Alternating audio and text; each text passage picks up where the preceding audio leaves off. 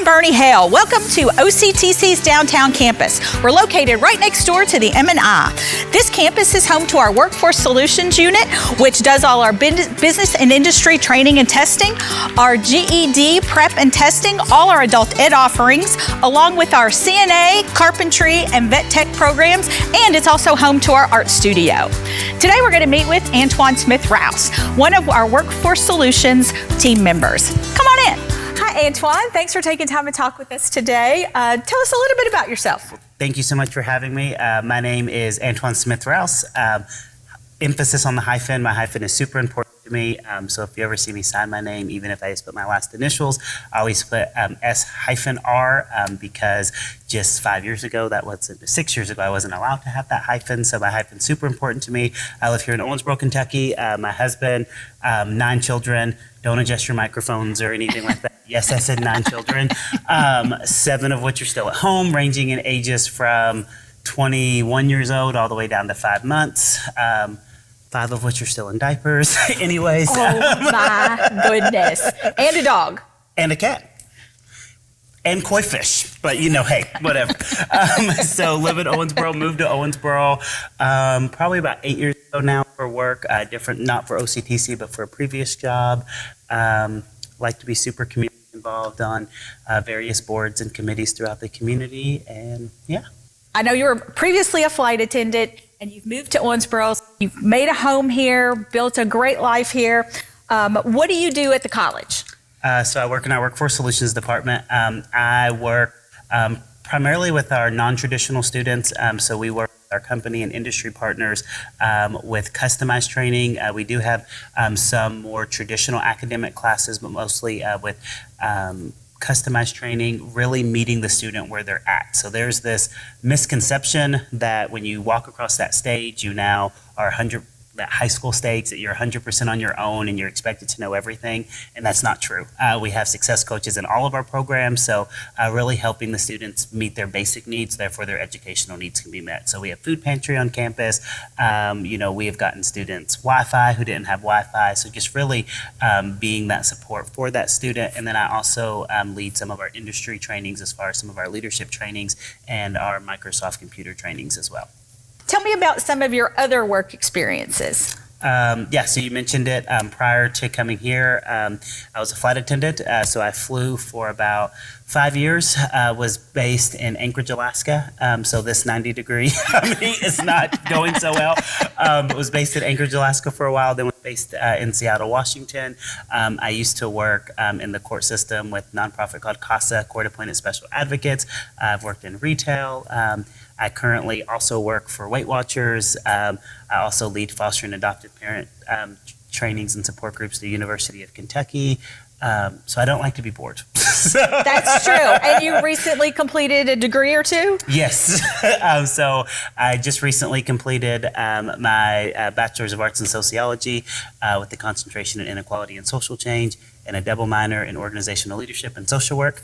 And then also I will complete my master's in organizational leadership this August. What do you find most rewarding about your job at the college? Really being able to help people. And I know that is cliche. That's what everyone says, right? Oh, I like helping people. But we are the community's college, right? So we not only get to help our students, but we also fill the gaps when we see them in the community. And being able to, with something that's unique about the programs that I work with is many of them are employer driven. So you take someone who is not looking at coming back to school and their employer wants to invest in them and says, hey, maybe you should go back to school.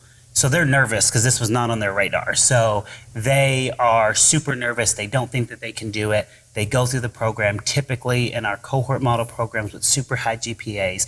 And then they're like, you know what? I think I'm going to go for a bachelor's. And that empowerment where they're not even nervous anymore.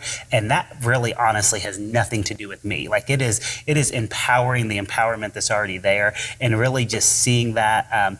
Had a student the other day who just graduated back in May, got accepted to UK's business administration program. And she called, she's like, can you believe it? And I'm like, yes, because you're great, right? But it's seeing that. So just being able to help people, and ultimately, and I don't say where to be, but the college and the individuals, we're changing generational inequality, right? We're taking people from minimum wage to 14, 15, 16, sometimes even $30 an hour positions. And just knowing that impact that has not only on the individual, but their family and our community is just astronomical.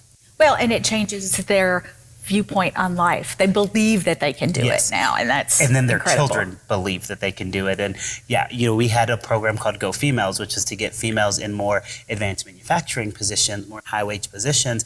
And one thing that we kind of knew would happen, but we really didn't, was the impact that it had on the daughters and cousins and nieces of these individuals through the program, that we now will see for generations, for years to come, that we're going to see people, and I've already had it, of my aunt went through this program, so I want to go through this program, and they never would have thought that was possible before. So it's really making that long-lasting impact. What do you do when you're not at OCTC changing lives? Changing diapers. That's a very good point.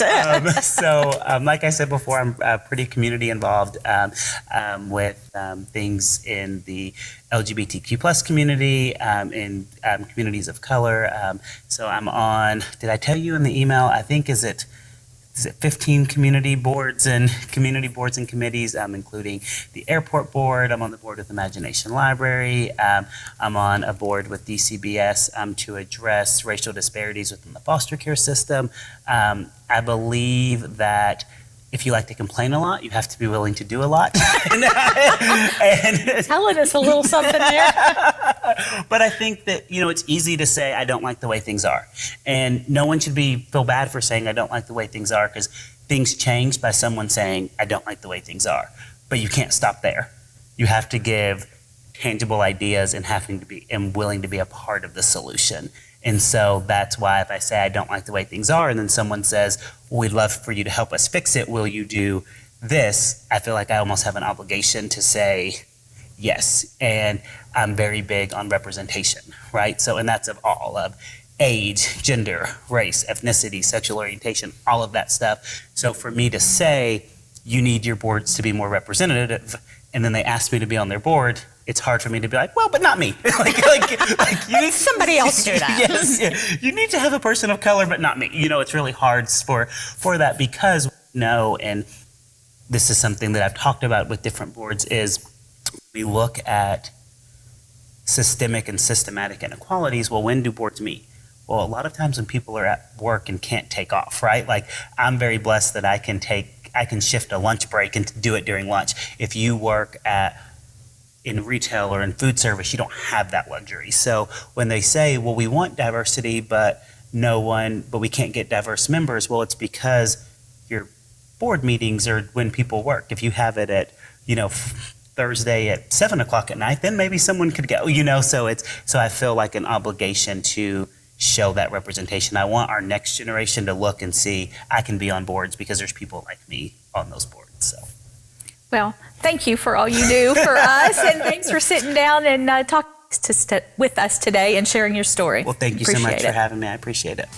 My name is Antoine Smith-Rouse. I hold an associate's degree in arts from Owensboro Community and Technical College, a bachelor's degree in sociology with an emphasis in inequality and social change from WKU, and a master's of arts in organizational leadership from WKU, and I am OCTC.